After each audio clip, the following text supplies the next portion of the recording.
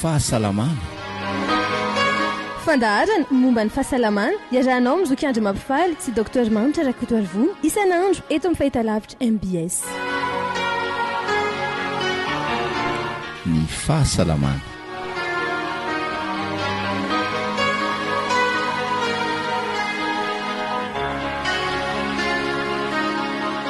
Ankafarina indray no entiko hanolorana anareo amin'ity anio ity ny fandaharana ny fahasalamana.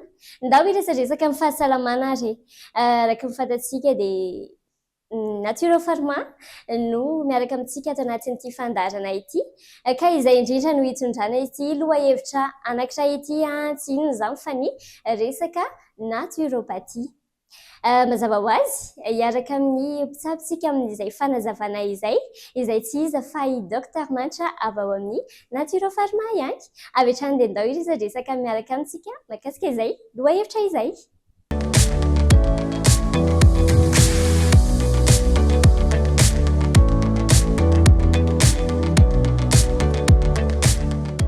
Mirabantsika rehetra aloha manaraka ny fandarana ara-pahasalamana izy ity fampizarana fahasalamana. Naturopathie dia nosokajian'ny OMS ho fahatelo amin'ireo antsoina hoe médecine traditionnelle. Raha tsy hivona dia ny sinoa nahita an'izany hoe médecine chinoise zany.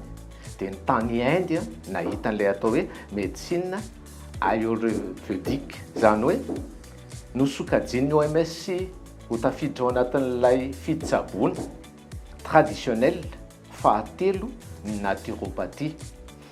Tsara marihana tokoa fa tsika amin'ny teny izao dia be dia be ireo olona efa miroso tsikelikely amin'ny fanatonana mpitsabo izay mampiasa ilay atao hoe naturopathie. Ny antony dia tsotra ihany, te hiveriny eny fotony ny vahoaka amin'ny fitsaboana. Te hamantatra ilay hoe ahoana ilay fitsaboana natioraly izay ilain'ny vatana ka tsy ampiasaina ireo le karazam-panafody izay heverina ho fanafody simika.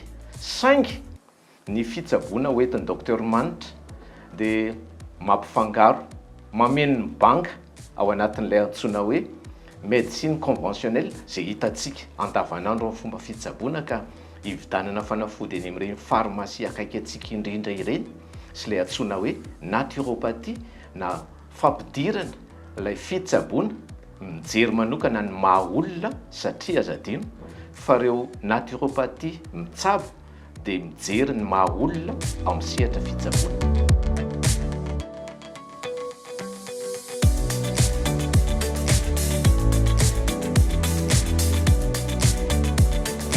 Tsara marihana tokoa aloha na ministera fahasalamam-bahoaka raha dia miteny foana ny mpitsabo rehetra dia milaza hoe aleo misoroka toy izay mitsabo. Ny naturopathie dia tafiditra indrindra ao anatina fisorohana ny aretina mety hitranga.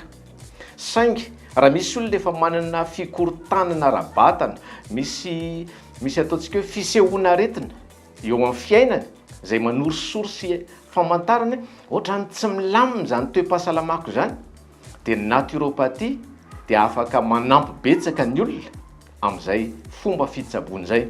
Izao tokoa mantsy manome sy manoro fomba fiaina ara-pahasalamana eo amin'ny sehatra naturopathie.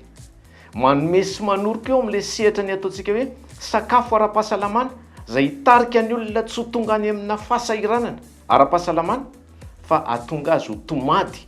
Dia izay ngeny tediavintsika olombelona ahoana ny atonga ho salama sy tomady mba manoloana an'ireo ilay olana betsaka manodidina antsika.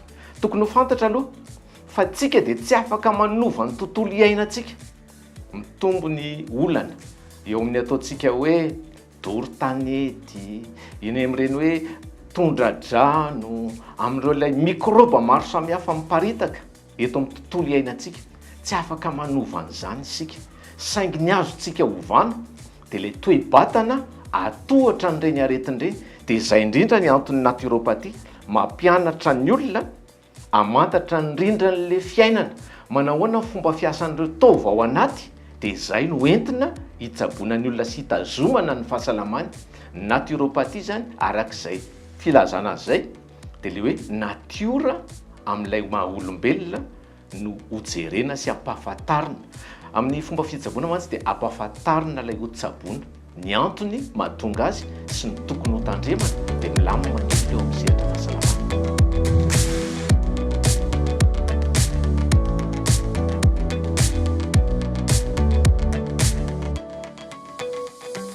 Marina tokoa zany ny oligo-élément, teny frantsay izy io, teny teknika. Raha fehezitsika amina teny malagasy tsotra dia hoe misy singa mahavelona sarobidy ampiasaitsika ao anatintsika, samy manana an'izany daholo, saingy ireo singa mahavelona ireo dia tsy hainy vatana hoforonina dia mila hoentin'ny sakafo hohanina. Ary zany mahatonga antsika miteny foana isan'andro hoe rehefa misakafo sy mihinana dia mba ho tonga nofo hoe mba hanjary tanjaka ny antony tsotra ihany ao anatin'ny sakafo no azahoantsika an'ireo singa sarobidy ireo. Ame ohatra fotsiny aho eto, nanao zao tsika ny atao hoe sira misy iôda. Asa raha fantatrareo fa be dia be ny olona amin'izao fotoana izao tsy mahafantatra sy nampahafantarina fa tsy mahafantatra hoe tena zany marina ve ilay sira misy iôda dia tena ilaitsika satria tsy ny mahasira azy fa ilay iôda hoentin'ny sira no tena ilaitsika. Mila mitandrina rehefa mihinan-tsira, saingy tokony hihinana sira misy iôda satria ny iôda dia anisan'ireo ilay oligo-élément ilain'ny vatantsika. Rehefa tsy ampy iôda ny olona, ireny mahatonga ilay hoe varingisa na ataontsika hoe goatra dia olana marobe no miseho amin'izany. Ao anatin'io sira io ihany nasiantsika an'ilay hoe fluor. Fantatra fa ny olona eto Madagasikara dia mora marary nify, dia mba hisorohana ny arety nify ho betsaka hoe tsy anenika nyity tanàna antsika ity ny olona rehetra dia marary nify avokoa, dia nasiana ilay fluor ao anaty sira. Ireny ilay antsoina hoe oligo-élément. Zavatra mety hita anaty vatana io, saingy mety tsy ho ampy. Misy zany ilay oligo-élément izay efa misy anaty vatantsika any, ilaina be dia be, na dia fatrany kely fotsiny azy, ireny no ampiasaina ao anatin'ny antsoina hoe naturopathie. Tsy izay ihany fa anisany ampiasaina ireny. Raha tsy hiteny fotsiny tsika hoe misy ny zinc, fantatrareo ngambo izany, fa rehefa olona zaza no mivalana dia amena zinc izy, comprimé matetika amin'ny fahitantsika. Fa ny zinc azo atao ranom-panafody, azo atao comprimé, betsaka ny azo atao aminy, indrindra ny sakafo hohanina misy an'ireny hoe zinc. Tsy teny zavatra betsaka tsika fa ny zinc, ny cuivre, magnésium, manganèse, reny rehetrarehetra reny mahasoso mahatsara antsika avokoa dia tokony ho ampy ny fatrany ao anaty vatana. Reny no ampiasana ilay atao hoe oligothérapie.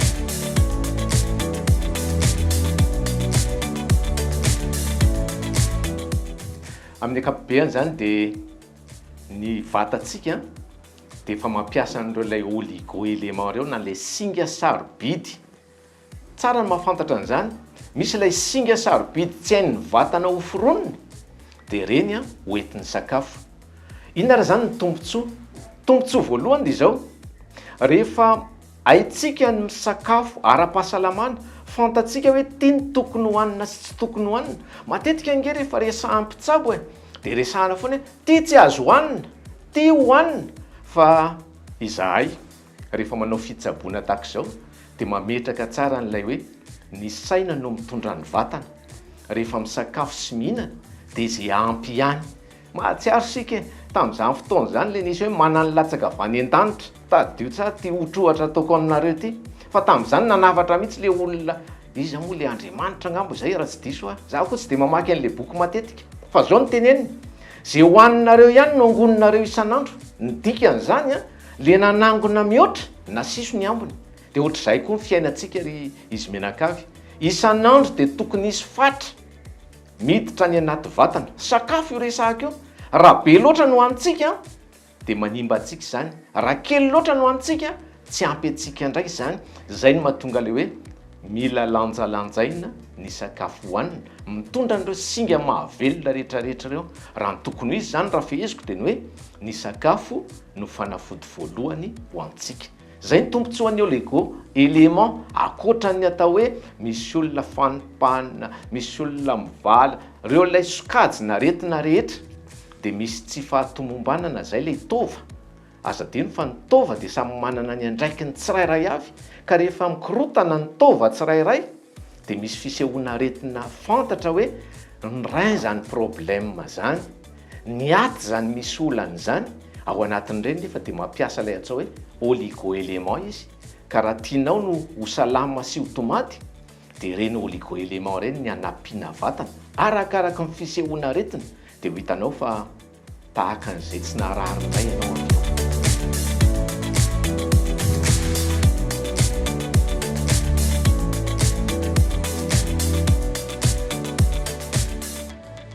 Ndao ka ohatra tsika ary anisan'ireny le oligo-élément resahantsika ireny zao ny atao hoe fer. Io zao tsy le hoe fantsika hita eny an-dalana rehetra eny na ty fatim-by rehetra ty, fa fer io singa madinika ilain'ny vatana.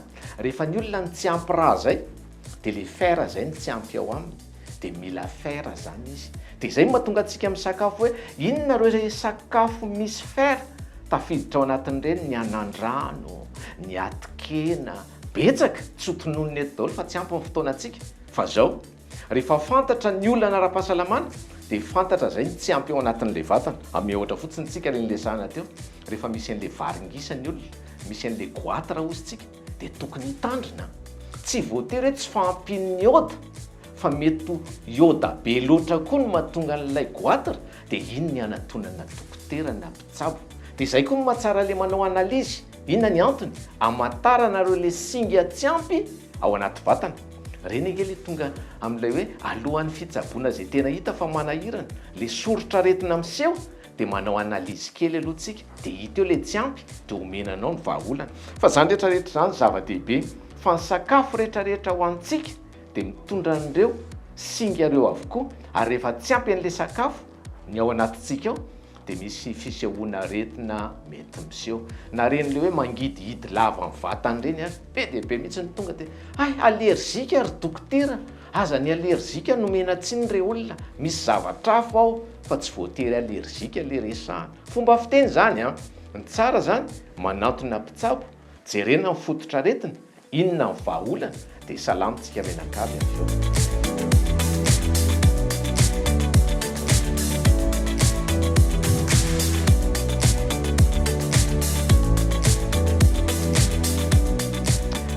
Voajanahary azo atao, voalazako teo aloha fa sakafo, fa misy koa ilay antsointsika hoe complément alimentaire, na le hoe fanampin-tsakafo zay ilaintsika ao anatina sakafo. Voalaza matetika mantsy fa rehefa mipetraka amina toerana avo, ohatra hoe aty Antananarivo, tsy mitovy amin'ny any amin'ny faritra amoron-dranomasina, dia misy singa tsy ampy ny sakafo hohanina, dia matetika ampiana an'ilay atao hoe complément alimentaire. Ary rehefa mampiasa an'ireny complément alimentaire ireny, ka raha ohatra ka ampifangaroana amin'ilay ataontsika hoe fitsaboana conventionnel efa mahazatra amin'ilay fanafody nampiasaina, misy tokoa mantsy ny olona mafanafana hoditra, misy mikohaka, voansery, mivalana sy ny karazany, dia mila ampiasaina an'ireny fanafody ireny ihany, saingy rehefa mampiasa an'ilay complément alimentaire zay hitondra an'ilay oligo-élément isika, dia misy fepetra tsy maintsy arahana. Matetika lavitra ny finanana an'ireny fanafody ireny ny hinanana azy, ary indrindra rehefa mandray an'ity oligo-élément ity dia matetika resahana foana hoe alohan'ny sakafo, ny alohan'ny sakafo tompoko, dia hoe na 15 minitra alohan'ny sakafo na 20 minitra alohan'ny sakafo, fa tsy hoe alohan'ny sakafo dia mitelina dia misakafo avy eo, satria zay no alohan'ny sakafo. Zay le ifampiresahana, satria ilaina mahafantatra an'izany. Rehefa resahana hoe mihinana an'ity ianao ao aorianan'ny sakafo, dia tsy vao mipetraka akory ny sotro dia mihinana azy, fa miandry fotoana kely 20 minitra na 30 minitra ao aorian'ilay sakafo hoanana vao mandray an'ilay fanafody heverintsika fahasoa. Zay ny tena fampiasa azy. Ny dikan'izany mila mpanoro hevitra mandrakariva, fa be dia be ny fanehoan-kevitra sy ny fivarotana reny sokady sakafo sy mandeha ataontsika hoe fanampin-tsakafo mahavelona ireny, fa tsotra ny afatra dokotera manitra manatona tompona andraikitra ara-pahasalamana, miresaha aminy, alaivo sakaiza izy afaka miresaka aminao ny amin'ilay toe-pahasalamana. Matetika amin'izao fotoana izao mandositra dokotera ny olona, aza mpitoviana daholo ny dokotera rehetra, fa misy ny dokotera miara-miasa aminao azo sy atsara.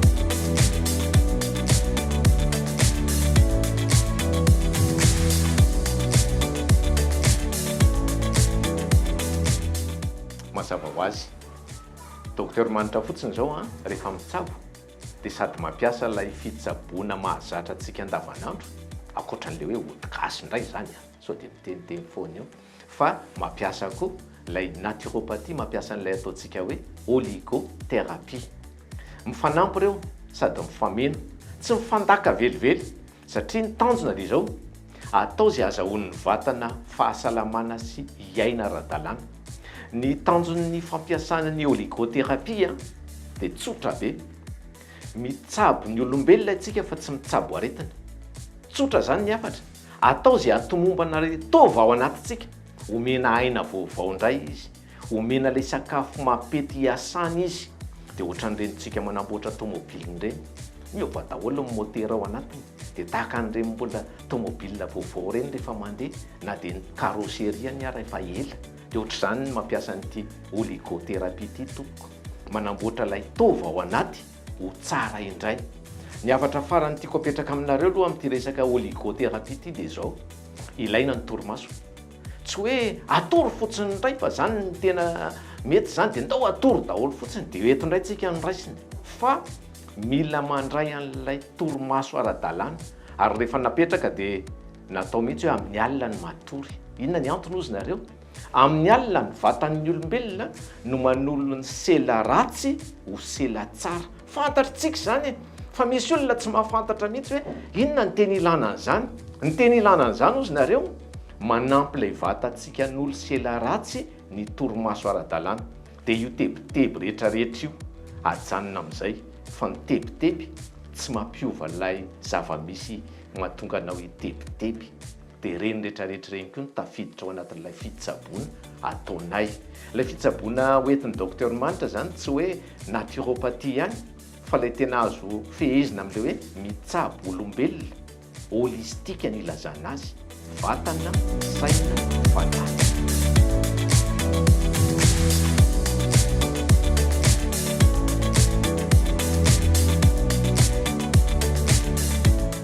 Tsara mariana e.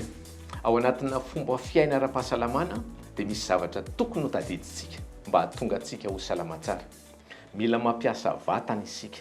Ary rehefa mampiasa vatana, manao an'ilay ataontsika hoe exercice physique. Tsy voatery manao sport rea, na sport matanjaka be zany na sport malefaka ozy nareo. Fa mila manao exercice physique, mampiasa vatana. Amin'ny fotoana ohatrany ahoana ny ampiasana vatana? Rehefa avy misakafo isika no mila mampiasa vatana. Tsy hoe vao mipetraka koa ny sotro dia ndao hiazakazaka fa miandry 20 minitra na 30 minitra. Inona ny antony? Mihinana mba ho velona tsika fa tsy velona mba hihinana. Zany hoe ireo le olona mihinana fotsiny dia mipetraka fotsiny rehefa avy eo fa tsy mampiasa vatana dia mitahiry tavy ao anaty izay mety olana ao antsika amin'ny fahasalamana. Tsotra ny afatra e. Ndao kojakojaina ny vatana. Andao eritreritra mandrakariva hoe ilay vatana salama no ahafahana miasa raha mba te hanapandroso an'izany Madagasikara zany ireo olona. Menimenina foana tsika isan'andro. Ndao hiasa fa tsy afaka miasa raha tsy salama ny vatana. Dia mila manana torimaso ara-dalàna, mampietsiketsika vatana tsara rehefa avy misakafo. Fa ny sakafo hohanina dia sakafo ara-pahasalamana. Eo zany dia samy mijery indray. Misy indray zao any mieritreritra ny azo ao le toka ny ara-pahasalamana ho ana dia diran-dozy tsika raha zany mieritrretina. Ireo ilay manimba vatana rehetrarehetra dia ilana. Ary voalaza mihitsy ara fa tsy ny toka ihany, tsy ny sigara ihany, fa ny siramamy be loatra dia manimba vatana. Dia ndao mba anova fomba fijery. Hainareo le tiako tenenina, manova fomba fijery dia salamitsika rehetra. Dia izay ary ny mahakasika ny lohahevitra raha tsy naharaka ianareo dia ny naturopathie no ny voasaboasantsika teto tao anatin'izay minitra lavalava izay. Fa izay ihany koa no azo natolotra tamin'ity anio ity. Ankasitrahana ianao niaraka tamiko teto, ankasitrahana ihany koa ny teknisiana nampita ny feo sy ny sary tany tokantranontsika rehetrarehetra tany dia manome fotoananao ary ho amin'ny rampitsy indray. Veloma tompoko.